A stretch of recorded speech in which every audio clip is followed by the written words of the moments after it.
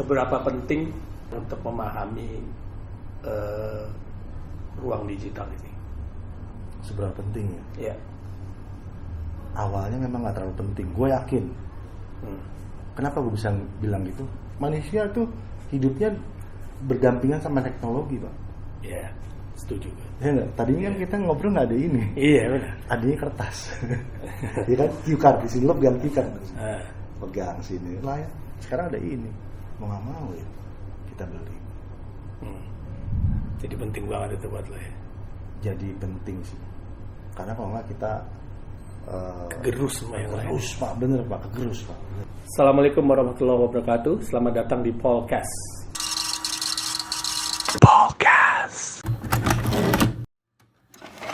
Toma Pratama. Apa kabar, Om? Baik dong. Gue manggil Om, Bro, Mas, atau Kita nggak jauh-jauh sebenarnya. panggil nama aja. Kita nggak jauh-jauh. Gue manggilnya Asong. Oh iya dong. Sebagai Nama biasa yang dipanggil orang-orang. nama ini ya, imut. Lo gimana nih? Gelojoh nih. Gelojo Sibuk banget ya. Perkulineran lumayan. Gelojo itu lahir saat pandemi. Saat pandemi, iya Jadi benar. kami terlahir di saat diserang oleh kondisi yang lagi drop. Anyway, Gelojoh tuh restorannya Pak Jadi Toma. Gelojo itu tempat saya usaha untuk jualan kulineran. Wah, mantap. Isinya rempah-rempah Indonesia dan beberapa negara. Dikemas jadi satu piring. Ada nasi goreng, ada kambing, ada ayam. Ya. Ya lumayan. Tempatnya Jalan. di Tempat di kalau tahu Jakarta International School seberangnya. JIS deket nih. Iya, seberangnya Gitu. di situ kan. Gue pernah kesana kan. Iya. Mampir kalau doyan rempah-rempah di situ. Mesti mampir, enak kok. Kambing juga. Iya. Gitu. Terus sebelum Gelojoh itu lahir, gue suka lihat lo di Instagram tuh masak-masak bro. Iya benar. Iya kan? Itu lo kapan mulai kayak cinta dunia masak-masakan ini? Gue kalau masak sebenarnya dari zaman kuliah tuh kalau ada teman lagi, kan gue suka ngontrak, ngumpul ada yang ulang tahun kita masakin tuh. Nah itu gue paling depan urusannya masak. Dari zaman kuliah sampai ya sekarang sebelum buka kuliner Gelojo, emang di rumah tuh gue masak. Dibanding istri gue lebih sering gue masak. Lebih sering lo ya? Akhirnya sama istri gue dimanfaatin. Laki gue demen masak. Jadi dia aja yang masak. Iya. Enggak, berarti itu sih intinya sih gue enjoy berarti. Tanpa diminta pun gue aku mau masak ini gitu. Gue browsing tuh Pak. Daging, masak apa, gue belajar pengen masak ini. Dan gue mau nyobain dan akhirnya kita berdua mutusin kita coba bikin tempat makan usaha kuliner gitu. Nah itu terus Pertama mau gue takut karena gue gak punya ilmunya. Oh iya. Karena gue ingat ada beberapa orang bilang kalau lo gak punya ilmunya, nggak usah bikin. lo jangan melangkah. Iya benar. Harus punya ilmunya dulu baru lo melangkah kan. Yes. Lo belajar dulu Pak. Lo belajar. Banyak ketemu orang, ikut course, short course, e-learning. Itu kan lagi pandemi kan nggak boleh ketemu. Iya. Banyak tuh yang Zoom, e-course. Ya, lo juga sering kasih masukan ke gue. Ya, lo coba lihat ini gitu kan. Akhirnya setelah gue punya cukup ilmu, menurut gue, insya Allah bisa nih. Kita jalanin. Udah akhirnya jalanin 2020 sampai sekarang masih berjalan. Kerjasama dengan? Kita kerjasama sama jago rempah dan kambing tuh namanya Bang Hudi. Nah kalau yang tahu kambing-kambingan, Bang Hudi pasti tahu tuh. Warung Bang Hudi itu udah top dia. Jadi dia yang ngasih menunya, resepnya, kita yang olah bisnisnya. Dia dapat royalty berarti enggak? Apa sharing. Sharing. Yang Gelojo tuh sharing sama dia. Iya, sharing profit. Jadi dia open banget tuh, misalnya ada si A, gue mau bikin makanan apa ya? Bisa tuh kerja sama Bang Hudi untuk bikinin set menu sama dapurnya. Udah jalan deh Pak. Sampai sekarang alhamdulillah berjalan walaupun Iya, biasa lah ya gitu ya. Pergoesan gimana pergoesan? Nah itu, pergoesan itu juga salah satu yang membuat menurut gue bisa menstabilkan asam urat, gula darah. Karena lo harus mencicipi makanan-makanan itu kan. Jadi dengan sepeda ternyata gue enjoy untuk bakar lemak. Itu akhirnya gue bukan paksain nih kayak jadi harus nih gue diimbangi sama olahraga. Kalau enggak nanti gue udah berumur gini harus menjaga karena akhirnya punya grup bapak goes. Bapak goes. 30. Akhirnya kemarin kita goes sama Pemkot Tangsel. Akhirnya gue tinggal di Tangsel. Pemkot Tangsel akhirnya kenalan. Mereka minta diajak belusukan. Gang-gang Tangsel tuh. Ya udah kita akhirnya goes. Jadi lumayan dalam sih. Jadi serius loh. Jadi serius. Nah, banyaknya orang-orang goes ini kan suka nggak tahu limitnya dia. Kadang-kadang lu lagi goes, kita banyak lihat di berita ya, lagi goes terus meninggal. Iya. Selain dari umur ya, gitu maksudnya. Betul. Gimana sih cara tahu? Wah, ini gue nggak bisa nih over limit nih gue kayaknya nih, nggak kuat nih gue. Bener. Yang pertama gue pasti nanya, lu semalam tidurnya berapa jam? Oke. Tidur jam berapa? Pasti gue tanya tuh. Kalau lu kurang tidur nih jangan. Terus sarapan tuh penting. Terus kedua, kalau emang udah berumur Pak, biasanya pakai pengukur ini detak jantung. Oke, jam itu. Ya. Sekarang udah tren tuh. Tapi kalau udah seumuran kita begini, gue saranin yang strap di sini Pak, langsung ke dada. Ada tuh Pak. Nah nanti bisa ke jam tangan atau ke device di sepeda lo. Nah kalau jantung lo udah lagi nanjak nih, kan detak naik tuh. Gue batasin gue di 165. Kalau 165 dia bunyi itu gue berhenti Pak, turunin dulu heart rate. Jadi heart rate tinggi itu yang membuat biasanya beberapa orang memang akhirnya kolaps. Wajib tuh harus punya. Gue pakai Pak, sampai temen gue lihat lu pakai BH ya Pak. Kadang ini gue strap. Oh iya. Jadi itu yang membantu gue sih. So far alhamdulillah gue selama gue itu yang membantu gue. Jadi gue tahu limit ke heart rate gue. Karena lo sering makan nasi maghribi juga kan? Enggak. Itu spesial menu lo kan? Spesial menu. Iya benar kan? Jadi biar mengimbangi. Tahu limit ya. Penting sih Pak. Penting. Kemarin gue ngeliat juga ada Mocha live di Metaverse. Iya kan? Itu sebenarnya udah banyak band-band lain yang udah bangun juga ya di Metaverse. Ya kalau jadi kita tuh sebenarnya awalnya terjunnya NFT dulu tuh. NFT duluan. Kita tukar apa? Boleh. Kita mau ngobrolin NFT sama Metaverse sebenarnya ya. Tapi kalau di perjalanan Mocha tuh awalnya NFT dulu. Oke, berarti kita ngomongin NFT card dulu ya. Bukan, jadi sebelum NFT card tuh jadi awal tuh si Riko bilang, gitaris Mocha, gitaris kita kesayangan. Bapak Riko Prayitno itu bilang, "Mak, kita harus ngulik NFT." Awalnya gitu, apaan tuh belum tahu tuh Pak NFT. Sebelum ngetop si Gozali nih. Iya. Jadi sebenarnya Gozali itu duluan Gozali sama Mocha ya. Cuman dia meletupnya itu nggak lama setelah Mocha main NFT, dia meletup. Jadi 4 tahun Gozali. Oke. Nah, terus udah tuh akhirnya kita belajar tuh. Gua sama Riko belajar untuk salah. Oke. Karena kita baru belajar, jadi kita belajar salahnya gimana nih, gue salahnya di mana. Untuk NFT, cara upload, cara bikin kontennya, cara promosinya, cara kenalan ke komunitas, itu kita learning by doing tuh Pak. Selama hampir 3 bulan. Setelah 3 bulan baru Mocha rilis NFT pertamanya tuh. Kita bilang Genesis. Itu NFT. Di tahun? Di 2022 sebenarnya. Bulan Februari. Pertama kali rilis itu tuh. Kita latihan di 2021 November. 2021 udah latihan nih. Udah latihan tuh gue sama Riko tuh. Jadi kami bikin 2 akun personal. Oke. Ternyata musik di dunia NFT itu underdog Pak. Oke. Karena NFT itu adalah dunianya orang-orang yang suka gambar. Ya. Karena dari awal tuh basic itu emang gambar. Lebih visual itu. Visual banget Pak. Lu jago ilustrator, anak lu nih jago ilustrator. Wah itu bisa banget itu dia masuk di dunia NFT. Bisa banget. Nah, terus musik masuknya dari mana? Wah di itu kita ngobrol, akhirnya kita kalau main NFT harus punya akun Twitter. Itu harus. Ya. Sampai gue bikin lagi yang baru. Bukan baru sih. Gue yang lama tuh nggak gue olah, terus gue hidupin lagi. Akhirnya kita banyak ngobrol, diskusi di Twitter Space. Oke. Itu kalau dulu tuh ada aplikasi yang ngobrol-ngobrol lah dulu tentang Twitter Space. Itu diskusi apapun di situ, dan kebetulan ada beberapa komunitas di NFT Indonesia itu banyak sharing session di situ. Cara jualan, cara promosi, cara bikin, cara komunikasinya seperti apa. Nah akhirnya kita banyak ngobrol, kita rilis masing-masing. Intinya kalau musik itu harus kolaborasi sama yang bikin ilustrator. Kita harus kenalan, resun sama para senior.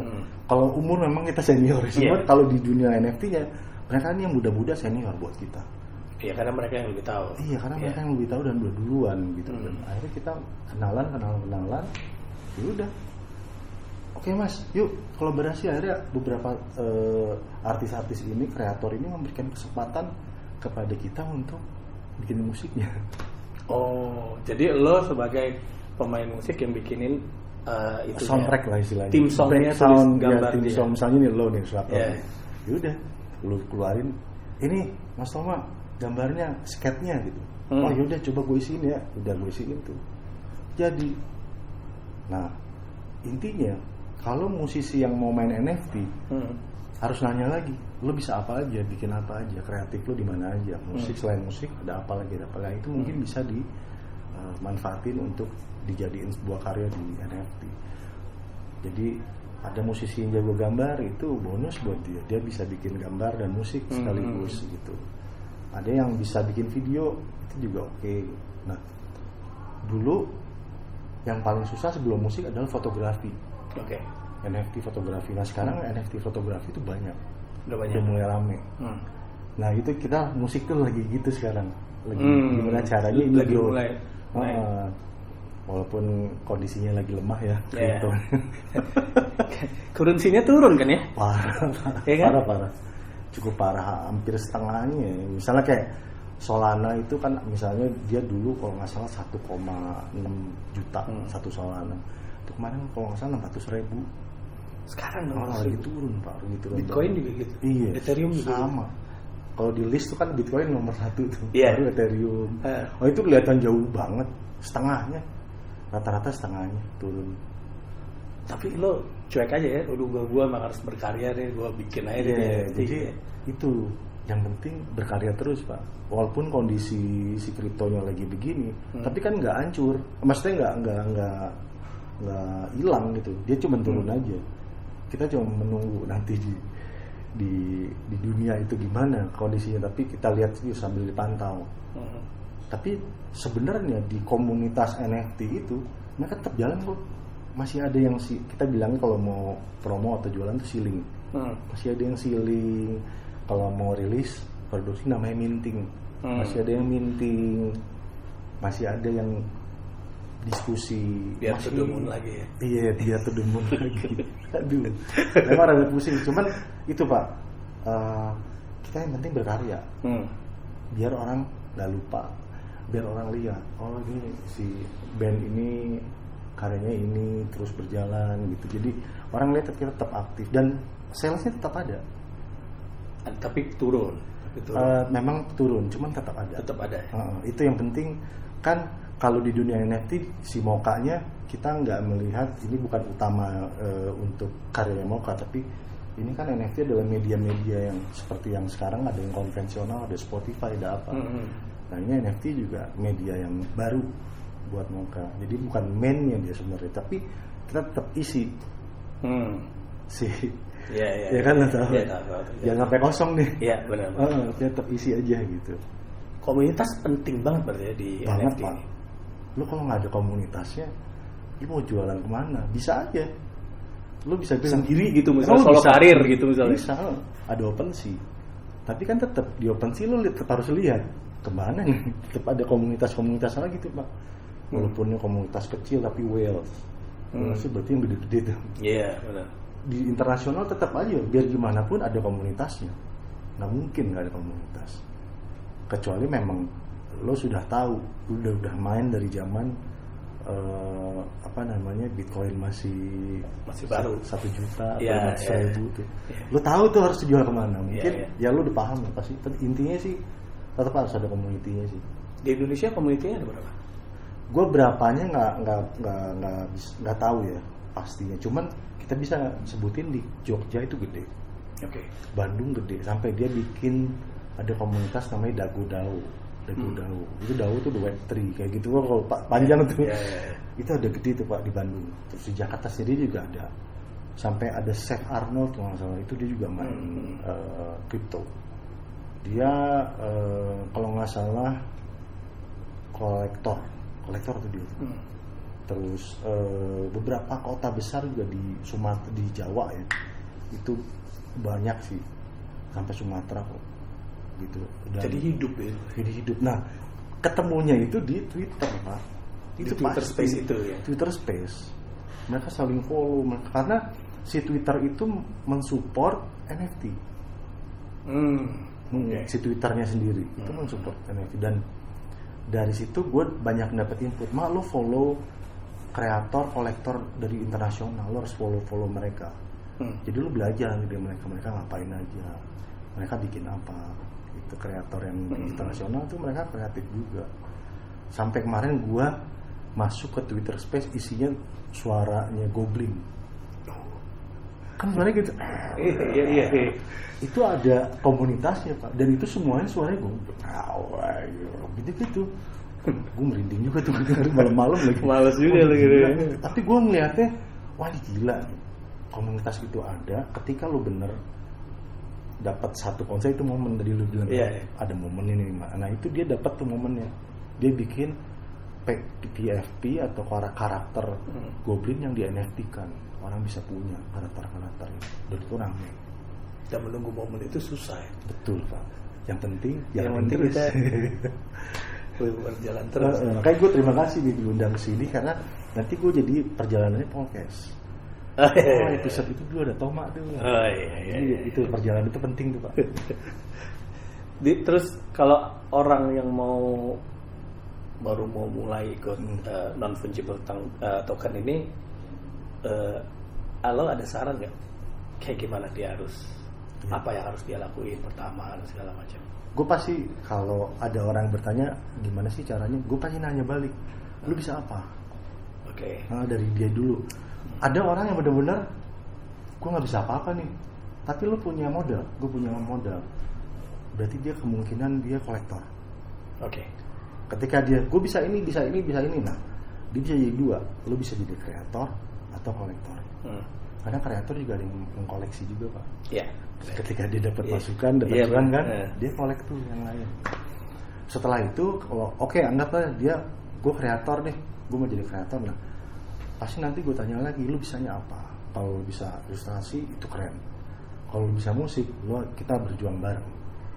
Kalau bisa fotografi, lu bisa jalan. Setelah itu pasti gue akan arahin dia harus bikin akun-akun dulu tuh, Pak. Akun Twitter, terus Discord. Discord kan media komunikasi juga. Terus harus punya e-wallet, bla bla bla, itu kayak gitu tuh. Itu step-step basic yang harus mereka punya. Nanti ketika mereka udah mulai terjun, mereka udah nggak usah ngejalanin itu lagi, tinggal jalan. Sama gue biasanya kasih 3 channel YouTube. Apa tuh? Itu semuanya tuh channelnya orang yang ngejelasin apa itu kripto, bagaimana secara itu saja, bikin e-wallet gimana, tuh gue kasih 3. Cukup tuh, habis itu mereka udah tahu tuh. Oh gini, ya udah gitu. Terus di NFT tuh ada kayak tren nggak sih? Kayak trennya lagi ini nih. Gitu. Kayak misalnya lu bilang suara Goblin atau apa gitu. Nah, jadi tren-tren itu kalau gue pribadi ya, gue ngeliatnya itu siapapun bisa nge-create tuh. Kerennya itu. Itu dibantu komunitas kan? Betul. Jadi ini orang-orang ini, misalnya kita gabung nih di sini bersepuluh, terus tiba-tiba dia punya ide yang brilian, unik, lempar di floorin, jadi ada yang ngegorengnya, orang-orang itu bisa jadi tren. Dia jadi viral gitu. Tapi memang kalau kayak kondisi, ini misalnya contoh nih si apa tuh tadi, Ghazali. Ghazali, kalau pengetahuan gue, Ghazali dia tidak bergerak sendiri, dia ada yang ngegorengnya tuh, tapi bukan di setting ya, Pak.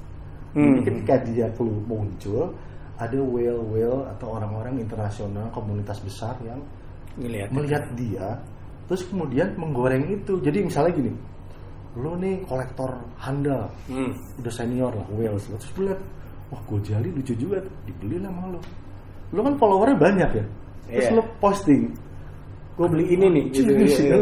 Si Asom belinya buset apaan tuh, ngehe banget tuh kayak Ghazali gitu. Akhirnya kan kegoreng tuh, naik tuh. Jadi secondary, jadi lo jual NFT nanti kan dibeli sama gue, kan gue boleh jual lagi. Ini kalau secondary-nya jalan Pak, gue jual lagi terus orang jual lagi, itu bener NFT-nya jalan. Itu NFT yang bener gitu Pak. Secondary-nya jalan, salesnya. Kalau komunitas sendiri yang gedein bisa. Jadi misalnya Moka gitu ya. Gue ada komunitas ber-10. Kita gue mau gedein lo deh, kita bikin sesuatu buat biar hype gitu, biar dibeli orang, biar didengar orang gitu. Itu bisa kayak gitu juga. Jadi kalau di dunia dulu kan lo tahu pernah di musik ya. Iya. Mau rilis single, lo bikin event dong. Iya. Undang wartawan, undang orang radio. Kita juga ada rilis party, bikin diskusi Twitter Space. Oke. Nah nanti pembicaranya itu komunitas para komunitas yang besar-besar kita bisa undang. Kita bisa undang, otomatis mereka akan kesebar lagi di followernya. Rame itu Pak. Jadi dari situ itu kita pertama kali jualan langsung alhamdulillah dikit lagi habis. Karena kita bikin rilis party, ngundang komunitas di Twitter Space. Kita ngobrol-ngobrol aja di situ. Yang Moka nih? Yang Moka. Yang Moka. Itu kejadian. Begitu kita rilis party, diskusi di situ kita sealing, sebar linknya, mereka yang datang itu ternyata kolektor banyak juga ya tertarik untuk beli. Jadi penting tuh kita kayak ngerangkul komunitas. Karena nanti mereka tuh turun akhirnya nyebar, ngumpul bareng. Nah begitu ngumpul kita bisa mempromosikan karya. Dikit lagi habis sekarang bareng lo. Yang kita tuh total yang pertama itu kita rilis 5. Ini ada yang baru lagi 5 lagi. Nah ini yang 5 ini lagi tinggal sedikit lagi habis. Sayangnya currency-nya lagi turun. Ya. Tapi nggak apa-apa kan kita latihan. Latihan. Nanti kita mungkin setahun lagi baru kerasa itu hasilnya. Ya. Jadi kalau kita nggak mulai, kita nggak pernah tahu hasilnya seperti apa. Itu sih. Dan Moka itu kan dari dulu demen banget yang komunitas-komunitas gitu. Selalu kita datengin atau apa, kita ngajalin community, terus kolaborasi itu Moka banget dari dulu Pak. Sering komunikasi kolaborasi gitu, komunikasi. Iya. Karena lu bertahan dari situ juga kan semuanya. Kalau nggak ada komunitas, caur Pak. Kita nggak mungkin sendirian kok. Terus lo ikut komunitas yang mana berarti? Yang NFT. Di Bandung kan? Bandung gua ikut Discord-nya Dagodao. Oke. Jadi gua masuk tuh ke Discord community Dagodao Bandung. ID NFT itu di Jawa. Ada orang Semarang, ada orang Jogja. Semarang gede juga tuh. Terus ada beberapa lagi. Banyak gue ikut akhirnya di komunitas-komunitas itu. Moka ikut akhirnya di situ. Kalau di komunitas cocoknya memang pribadi. Oke. Jadi kita representatif dari Moka, Setoma. Oke. Gitu. Nah, soalnya gue belajar White Shoes itu si siapa vokalisnya Sari. Wah, Sari itu karya-karyanya bahaya Pak. Di NFT dia harum namanya. Karena karena si Sari itu jago gambar, itu modal banget ya. Tapi dia nggak mengekspos musiknya White Shoes di situ. Tapi image-nya kalau lihat gambarnya sama musiknya, gue ngerasa kental banget White Shoes. Sepatu putih banget ya. Dia banget gitu, dia dan bandnya gitu. Itu harum namanya. Indra Ajis juga itu harum namanya di dunia nanti. Mereka fight dari itu Pak. Mereka ngejalanin prosesnya. Nah Moka tuh baru mau sampai situ tuh, baru ngejalanin prosesnya. Ya proses nggak pasti ada hasilnya ya. Pasti ada hasilnya. Terus metaverse nih gimana nih kita nih? Tuh lebih jualan NFT kan, diskusi ada yang nyeletuk. Mas Toma nggak mau bikin konser metaverse gitu. Riko nyaut, wah kita mau gitu. Oh ini awal mula lo live di metaverse nih. Sembari kita tuh nggak tahu caranya gimana. Jadi ya udah kita iyain aja. Terus akhirnya kita follow-followan tuh sama beberapa teman. Terus kita ngobrol DM-an. Terus ada beberapa kali kita ngajakin meeting di Gmeet, di Zoom gitu, ngobrol, tukar pikiran. Akhirnya ketemu sama namanya Reality Chain. Reality Chain, ya. Itu dia yang menginisiasi untuk udah lo kita bikinin metaverse-nya, Moka bikin musiknya seperti apa nanti panggungnya segala macam. Jadi kita kolaborasi. Reality Chain X Moka. Oke. Nah, terus ada Paras itu partnerannya Reality Chain yang untuk di bagian sistem. sistem si metaverse-nya. Tapi kalau areanya punya reality change. Udah tuh kita kolaborasi, kita meeting, dia bilang kayaknya asik nih kalau kita bikin konser tapi ada booth-boothnya tuh. Iya. Booth-boothnya itu isinya galeri-galeri NFT dari beberapa komunitas dan ada yang internasional. Mereka undang ke situ, ada boothnya yang juga kaos mocha, merchandise. Udah deh dibikin, kita tes dulu tuh. Baru bingung, ini gimana ya caranya? Ternyata yang repot tau Pak, kalau lo mau datang konser nih, login-nya harus gue baca di itu, ini gimana ya caranya gitu kan. Dan lo berulang-ulang menjelaskan tuh di Instagramnya. Asli, karena orang belum terbiasa ya. Orang nggak tahu. Emang kayak bikin konser, kayak masuk konser biasanya atau enggak? Karena di situ ada beberapa step yang harus kita lewatin, baru kita masuk ke area. Dan itu kita sampai promosinya, mengkomunikasikannya, waduh sering banget. Itu menjadi susah karena kita tidak terbiasa. Tapi kalau udah terbiasa sih nanti bakal ya udah bisa lah. Pakai tiket-tiketan tuh kayak gitu. Kemarin kita sebenarnya bisa pakai tiket, cuma kita pengennya gratis dulu. Jadi biar orang experience tujuannya kan. Experience. Nanti saatnya orang terbiasa, baru kita bisa bikin festival. Tapi namanya udah kita arahin ke festival. Mocha Love Fest. Edisi 1. Kalau jual tiket tuh pakai kripto juga currency-nya. Ya, jadi harus punya e-wallet, nanti e-walletnya diinjek duit, money. Udah nanti mereka tinggal dipotongnya dari situ. Gitu. Mungkin banyak yang belum mengerti secara menyeluruh ya. Metaverse itu apa? Lo bisa jelasin ya metaverse itu apa? Sebenarnya gue nggak mendalam ya metaverse. Bukan ahli metaverse, cuman sepengetahuan gue aja sih. Yang gue tahu memang metaverse sebenarnya udah lama. Sebelum digembar-gembor sama si Facebook sama Zuckerberg. Zuckerberg itu sebenarnya udah lama tuh. Udah 2000, kalau nggak salah 2008, 2009 ya. Itu udah mulai sebenarnya udah rame. Nah, namanya pun diambil dari yang si tahun 92 itu ya. Iya, sebenarnya. Iya kan? Kalau ditarik. Cuman sama Facebook di bold banget kan. Facebook menuju ke metaverse, sebenarnya menuju, bukan membuat, bukan kan, udah metaverse, bukan. Jadi sebenarnya kan udah ada. Gitu. Cuman memang Facebook menuju ke metaverse nantinya gitu, dan begitu dia ganti simbol meta gitu. Langsung orang wah apa nih kan, ramenya di situ kan sebenarnya. Tapi emang gua pribadi sih, gua harus masuk ke dunia itu karena itu bagian dari cerita hidup kita nanti, manusia dari sosial media yang sekarang konvensional nanti menjadi semuanya menjadi seperti lu nonton itu dulu Matrix ya. Iya kan dicolok palanya udah nggak real gitu kan. Sebenarnya arahnya ke situ. Si Matrix itu. Nanti mungkin tahun 3000-an kita take the blue pill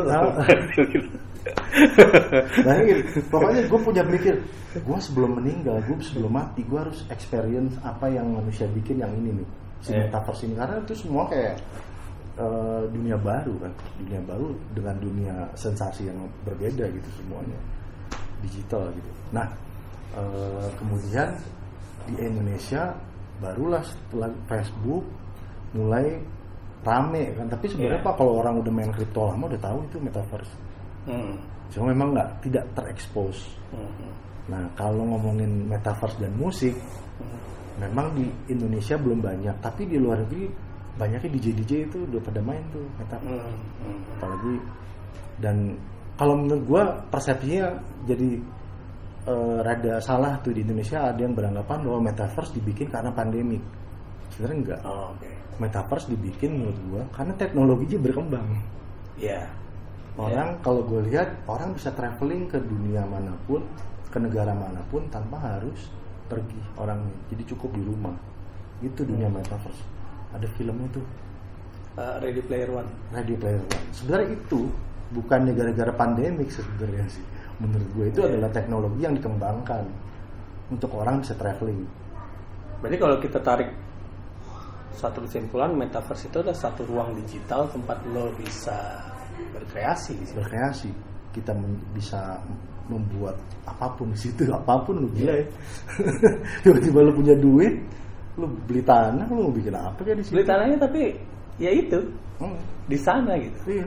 Nah itu kalau beli tanah salah satunya itu bisa ke Reality Change atau ke Paras, itu mereka tuh tahu tuh tanah-tanah yang bisa dibeli di sini, tempatnya di sini, itu mereka udah punya tanah. Makanya mereka bisa bikin konser. Mak, ini udah ngomongin metaverse nih, potensinya ke depan tuh kayak gimana ya? Potensi, gue mungkin bisa bicara metaverse untuk musik ya, untuk musik.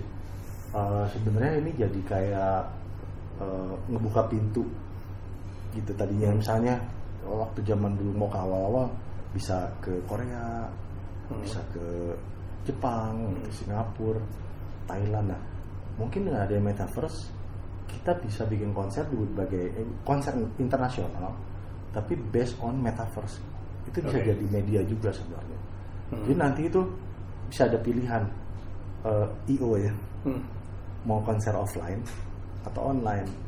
Online itu ada metaverse. Tanpa lo harus datang ke negara aja kan? Iya. Misalnya ada satu brand, gue mau bikin konsernya si Justin Bieber bersama Bank A misalnya, brand bank gitu kan. Nah, bisa tuh menurut gue mereka meng-create itu, orang tetap datang. Jadi itu bisa jadi satu media yang menjadi optional, lo mau go offline atau online, itu salah satunya sih. Kalau menurut gue, belum nanti kayak you name it, Tokopedia, Shopee itu belum lihat tuh, belum kesana. Cuman negara-negara kayak Korea aja udah punya, mereka udah beli ini loh, metaverse area. Udah beli area nih. Untuk nanti dibikin satu area yang isinya itu museum, informasi tentang negara Korea. Dan Indonesia pun udah beli. Udah beli Indonesia. Indonesia dibeli. Government kita udah punya. IKN di situ. Gue nggak tahu. Tapi yang setahu gue itu sampai mata uangnya pun mereka bikin yang lokal Indonesia. Oh bisa itu? Gitu? Bisa. Tapi bukan untuk mata uang yang dikriptokan untuk menjadi ini, beda. Tapi itu mata uang untuk sebagai nanti akses untuk menuju ke metaverse-nya. Jadi dia sebagai akses aja, kayak koinnya lah. Cuma nggak bisa diperjualbelikan gitu, karena dia belum masuk di kriptonya. Gitu. Jadi menurut gua metaverse akan berkembang, nggak? Berkembangnya gedenya di mana? Nah, gua nggak bisa tahu, kita nggak bisa prediksi, karena kan semua masih kayak dulu awal-awal internet. Gitu kan? Wow, internet yang kalau nyalain mungkin sekarang nggak tahu netizen yang baru. Terus kalau mau itu pakai MS-DOS. Iya kan. Nah, ya metaverse tuh menurut gue lagi gitu sekarang. Dilihat dalamnya biasa aja, belum jelas gitu kan. Bayangin 10 tahun lagi Pak. Metaverse gue yakin sih bahkan berkembang jauh pesat. Nah, ini kan metaverse-nya kan gabungan dari augmented reality, betul, sama virtual reality. Tapi ada yang 2D juga ya? Ada 2D dan 4D, lo bisa jelasin? Iya, jadi kalau yang Mocha kemarin itu sebenarnya itu metaverse yang 2D. 2D, oke. Ya, jadi kita nggak perlu pakai Google apa gitu ya. Device-nya nggak cukup dari handphone. Kalau yang pada tahu Roblox mungkin itu similar kayak gitu. Dan 2D itu ya? Jadi view-nya kayak kita main game tuh, kalau kita main game bikin kotak tuh. Nah itu view-nya kayak gitu. Tapi kita ada avatarnya. Tetap ada, lo begitu mau login, lo bikin nama, terus nanti lo bikin rambutnya cowok, rambutnya apa, bajunya, gitu. Udah jadi, masuk, udah lo pakai avatar itu ada jalan-jalan. Terus kita bisa ngobrol, ketik tapi masih ngetik. Kalau yang VR? Yang VR itu ya udah bisa canggih tuh. Ada tools-toolsnya juga kan bisa dipakai tuh. Ada button-buttonnya nanti tuh. Kan udah mulai tuh, gue lihat tuh di beberapa sosial media orang di pinggir jalan udah main gitu, ngetik gitu, udah kerja di dalam metaverse itu pakai itu device. Kalau di luar sih udah gitu. Kerja di dalam metaverse. Pakai ngetik gitu Pak. Namanya metaverse. Ya soalnya gue suka bingung, maksudnya kita kerja di depan komputer aja ya 3 jam itu udah capek kan, mata tuh pegel banget. Iya. Apalagi kerja di dalam metaverse gitu. Bayangin nanti supir Grab, supir taksi itu di metaverse ada pasti. Karena kan kita kan di dunia metaverse pasti kalau mau ke sana naik taksi tetap. Mau naik taksi atau naik pesawat atau naik apa. Nah kan itu semua itu kan ada orang-orang yang lo akan ketemu sama orang-orang. Bisa aja. Dia bisnisnya apa, dia bisnisnya Iya. gitu. Bisnisnya apa gitu. Tapi it's still a dream ya gitu. Iya, masih. Iya kan? Gitu, Di ruang mimpi lo gitu. Gila, masih gak kebayang gitu. Iya, masih gak kebayang. Makanya gue menunggu nih 10 tahun lagi. Pasti berkembang jauh, Pak. Iya. Dream come true pasti itu. Terus lo ngelihat bakal ada masalah apa sih yang biasanya dihasilkan sama metaverse? Kalau di dunia internet itu kan menurut gue masalahnya adalah bugs, virus, kejahatan di dunia itu kan di dunia internet itu digital itu banyak. Ya paling lebih ke sistem juga, terus rules. Ada yang katanya main metaverse di kalau nggak salah negara mana ya, mereka main metaverse. Ada yang kejahatan, dipukulin apa-apa ada dipukulin di dalam. Avatarnya dipukulin. Iya, avatarnya dipukulin. Itu ada orang-orang iseng itu karena belum ada rules di sana. Bayangin bisa itu. Digebukin avatar itu. Bisa sampai masuk berita kan. Ada. Dan itu tuh orang dari government lagi, Pak. Yang gebukin? Yang digebukin. Yang digebukin orang dari government. Sampai pribadi gitu. Nggak tahu, intinya kejahatan di situ juga masih terbuka kan sebenarnya di dunia itu, di dunia metaverse. Ya kalau di sini kan ada rules, ada polisinya, dan di sana kan belum ada. Sama perekonomiannya bermasalah nggak sih? Apa? Kayak misalnya lo punya cryptocurrency sekian, dia sekian yang nggak bisa beli banyak gitu. Itu kan jadi masalah nggak? Kayak ada kesenjangan sosialnya nggak sih? Nah itu tuh ya kurang lebih namanya manusia ya. Duitnya banyak. Iya. Jadi kita itu kan menjadi satu yang kontras. Dan itu sih itu pasti menjadi problem tuh, Pak. Iya. Pasti menjadi problem. Karena dia kan kalau ini gue ngeliatnya sih masih baru, dia akan jadi escape ya ke masuk metaverse dengan harapan semuanya sama gitu ya. Iya. Tapi pas dia masuk ada yang lebih tajir juga tuh. Kayak gitu ya. Dan gilanya kan ada satu anak kecil dia punya NFT orang India apa masuk, duit itu banyak banget, Pak. Bayangin, aneh kan, kita yang umur segini kita pas-pasan masuk metaverse, ada anak kecil itu kan, buset. Kesenjangan tuh pasti ada. Cuma kan sebenarnya belum sampai situ kan, orang masih euforia apa nih gitu. Nah kalau di Indonesia kan yang udah konser nih, anggapnya yang gue tahu itu si Is Pusakata, Paling Teduh tuh dia udah bikin konser tuh. Gue pernah lihat tuh dia bikin di atas pulau, orang nonton di atas pulau ada air, orang nonton gitu. Itu udah mulai, dan kalau nggak salah dia udah bikin 2 kali. Nah dia yang udah 4D itu, Pak. Yang pakai reality itu. Sebenarnya yang pakai VR itu optional juga, bisa di laptop kayak main game aja biasa. Kayak main game apa namanya, The Sims ya. Ya kayak gitu. Itu bisa kita lihat biasa. Sama beberapa artis kayaknya udah mulai berencana untuk bikin juga sih. Kalau NFT kayak Indra Lesmana terus Dewa Bujana tuh udah bikin tuh, tapi mereka lewat agency. Oke.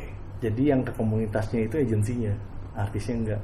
Karena ada artis yang tipenya mau masuk ke komunitas untuk belajar. Ada yang gue hanya pengen bikin musik, dan itu nggak salah, itu bisa juga. Jadi musisi yang mau ke NFT tapi hanya mau bikin musiknya aja, karyanya, itu ada dan boleh.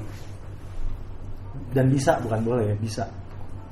Di kemudian hari mungkin nggak orang saking ininya ya sama metaverse gitu menjadi substitute real life gitu? Waduh, berat tuh kayaknya. Tapi kalau lo nanya mungkin, namanya mungkin ya. Karena itu mimpinya Zuckerberg kan? Iya, benar tuh. Mimpi Zuckerberg begitu. Kayak di film apa tadi?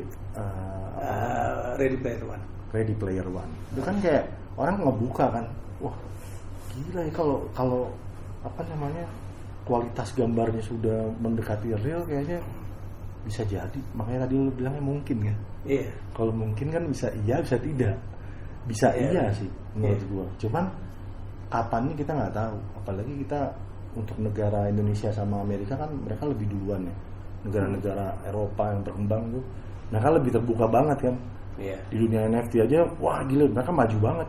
Parah itu. Tiba-tiba kita lagi diskusi malam-malam nih. Ada duit masuk, entah dari mana. Katanya di tracking. Nah semuanya NFT itu keren ya, Pak. metaverse NFT itu mereka ada tracking history. Jadi ketahuan siapa aja. Itu keren ya Pak NFT. Kalau di dunia gini kan nggak semuanya terekam secara histori kan. Kalau itu kan semua data, ada historinya. Siapa beli, kapan, terus dibeli sama siapa itu ada. Nah itu kita lagi ngobrol-ngobrol gini malam-malam gue ikut begadang tuh iseng. Masuk duit 15 juta, entah dari mana. Jadi ada orang-orang gila juga yang saking kebanyakan uangnya, mereka kayak ngasih aja gitu, random. Tapi ada tracking ini, ada yang ngasih lo nih, tapi Unanimous itu dia orang yang entah siapa. Iya. Nah, di track itu ada lagi tuh, nih di tracknya orangnya dulu waktu itu dapat uang sekian, terus tiba-tiba habis. Bisa ketemu tuh ya? Bisa ketemu tuh. Cuman ya itu dunia NFT ngerinya itu ada, ya namanya bukan dunia NFT lah, dunia internet ya, digital itu ada yang Unanimous itu, yang entah siapa. Menarik banget begitu lo ngomong orang gila. Parah gitu. Seberapa orang gilanya kan lo. Iya, tiba-tiba dapat 15 juta Pak lagi begadang. Coba kalau kita begadang di perempatan malah dapat 15 juta. Iya benar. Ditimpukin berisik iya. Berisik iya. Terus kita ngomongin yang Mocha keluarin ya. Music Card. Gimana? Iya, nah itu tadi gue sempat bilang kan bahwa setiap kreator akan menemukan karakternya masing-masing. Nah ternyata kita nemuinnya ini NFT Music Card. Jadi kita mengandaikannya kayak lu dulu zaman dulu itu mengkoleksi kartu baseball. Oke. Ya kan kartu baseball kan, wah serial tuh. Ada seri ini seri. Nah itu NFT kayak gitu. Itu bisa dibikin serial. Lo bikin NFT 1 bisa lo jual selesai. Ada yang serial Pak. Nah ini kita bikin yang serial. Jadi edisi 1 kita bikin 5 item musik card. Oke, per 5 jadi. Per 5. Jadi 1 yang barengan kita berempat, 4 lagi yang per personil. Oke. Nah dari semua musik card ini nanti kita tentuin ini mau berapa edisi, ini berapa edisi, dan harganya berapa. Itu kalau udah ngomongin harga, itu baru masuk ilmu sales, marketing and sales. Ilmu bisnis tuh udah masuk tuh. Kenapa harganya segini? Karena ini. Kenapa itu lebih mahal? Karena itu di situ ada itu ilmu lagi tuh, ilmu perekonomian masuk ya. Jadi 2 tuh, bisnis dan kreatif. Di situ masuk tuh. Bisnis lebih ke strateginya. Kenapa kita jual ini? Gimana secara jualnya? Promosinya kayak apa sih? Panjang lah. Seru ya tapi ya. Seru banget sampai nanti mungkin bisa mampir ke Mocha Official NFT. NFT Mocha Official. Mocha Official NFT kalau nggak salah. .com. Itu isinya kalender rencana kita, plan. Bagaimana cara beli NFT Music Card Mocha.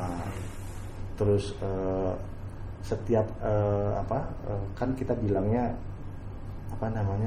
pembeli, bukan pembeli ya namanya apa tuh? Kok gue blank sih. Pokoknya orang yang membeli NFT Music Card Mocha itu akan dapat namanya utilities Pak.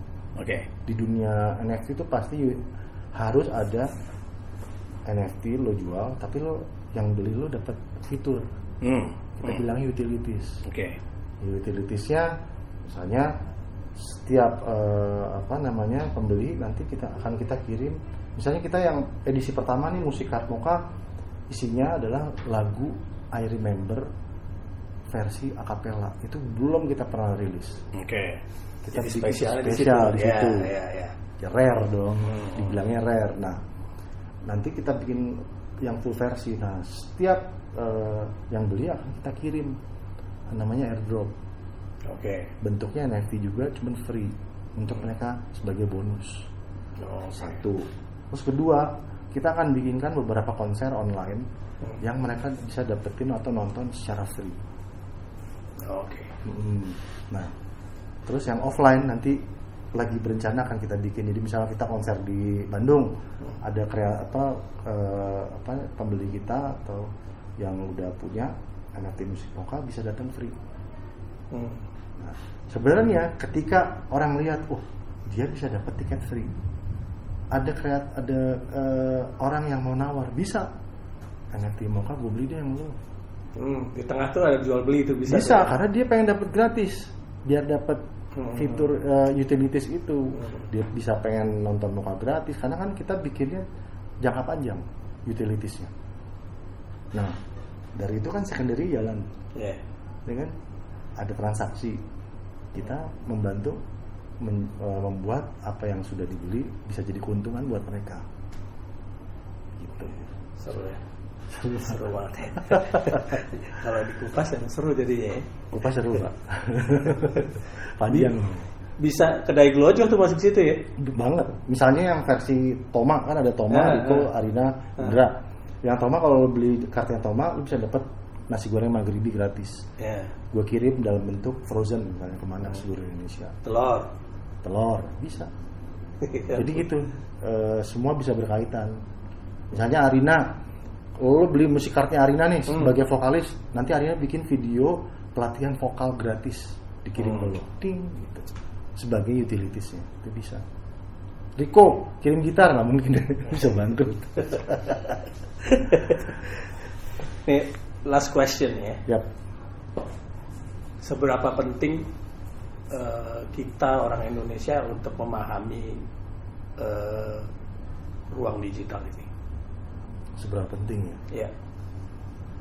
Awalnya memang nggak terlalu penting. Gue yakin. Kenapa gue bisa bilang gitu? Ingat ya waktu Gojek pertama muncul di permukaan itu kan teknologi ya. Tapi kan ada orang yang tidak terima dengan adanya taksi online atau Gojek online, ojol online. Tapi lama-lama akhirnya mereka di dalam situ. Akhirnya mereka menikmati teknologi itu. Akhirnya menurut gue jadi penting. Kalau lu bilang nggak penting, akhirnya lu akan ke-dragging karena manusia tuh hidupnya berdampingan sama teknologi, Pak. Iya, setuju. Ya enggak? Tadinya kan kita ngobrol nggak ada ini. Iya benar. Adanya kertas. Ya kan QR di sini lo pegang tiket. Pegang sini lah ya. Sekarang ada ini. Mau nggak mau ya kita beli. Jadi penting banget itu buat lo ya. Jadi penting sih. Karena kalau nggak kita kegerus sama yang lain. Kegerus Pak, bener Pak, kegerus Pak. Bener. Bahasanya pakai kegerus karena itu pasti kan kenceng banget gitu. Habis kita singkir gitu loh. Makin ke pojok kita. Iya benar. Benar. Makanya di Mocha kita selalu melek fitur atau sesuatu yang baru, teknologi apa yang baru, yang bermanfaat untuk industri musik, kita cobain.